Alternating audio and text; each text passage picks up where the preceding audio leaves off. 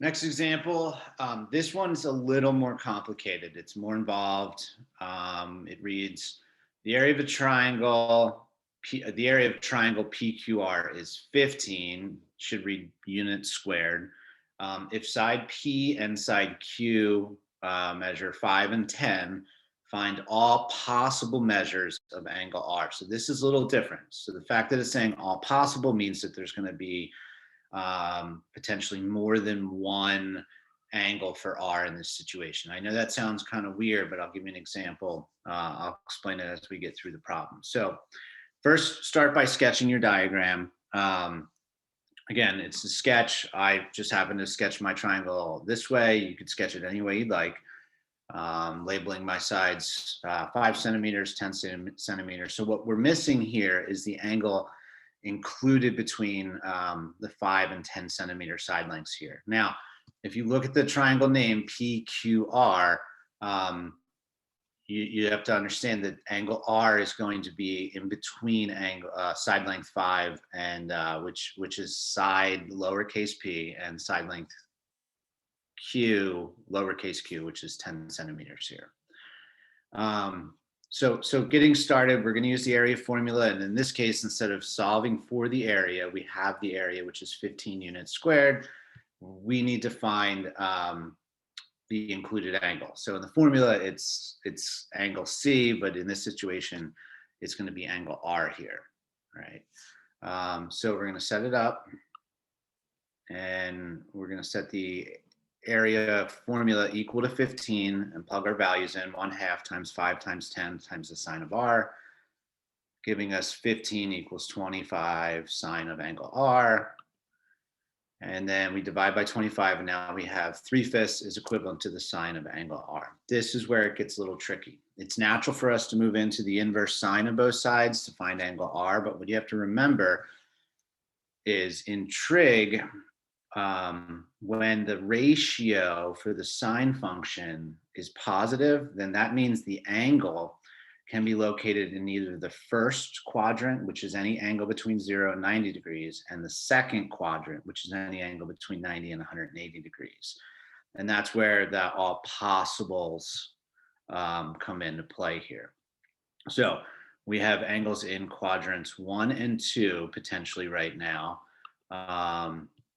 And we need to kind of move forward from this point.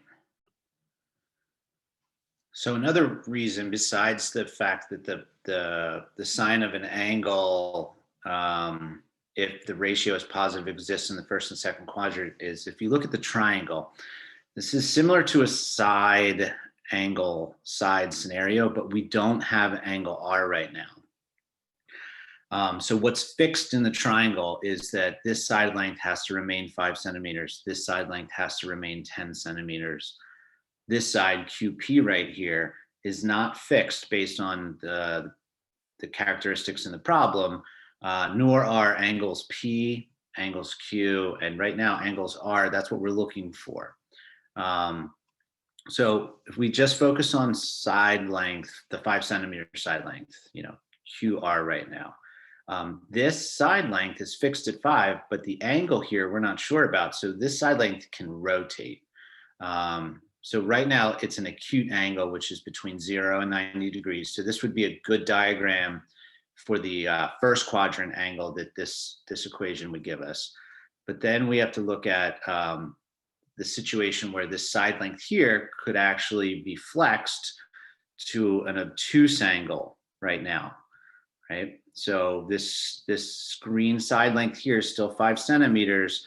And if this was point Q or vertex Q in the first diagram, then we're going to call this Q prime as this secondary possible situation. Now, knowing that, again, this side length here, QP, is not fixed from the information provided. So then this Q prime P side length could also fluctuate as well. So these are the two triangles we're actually looking for right now. So when I go down and take the inverse sine of both sides, the calculator is going to produce an acute angle right here, 36.87 degrees for angle R, which would be representative right here for this angle right here in the first quadrant. But then there's this potential second angle that's located in the second quadrant, which is an obtuse angle. So right here, this first angle is that 36, I believe, 36.87 degrees. That's this angle. And then we have to find our obtuse angle here for the second quadrant, right? And you're going to find it just as you would if you were dealing with any other trig equation you're solving. So first quadrant angles here, that's a reference angle. So to find that second quadrant angle right here, all we have to do is subtract that reference angle from 180 degrees. So we're removing this part, and that'll give us that secondary angle.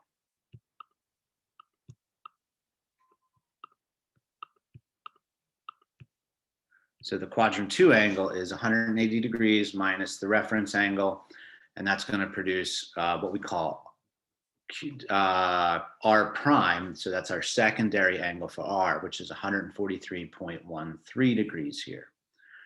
Again, that's representative of this angle here, and you can see it right up here now, measuring there. So this is the rigor that you kind of want to prep for section 9.2. Not that the first two examples were pretty basic. You're just dropping values into a formula and calculating it.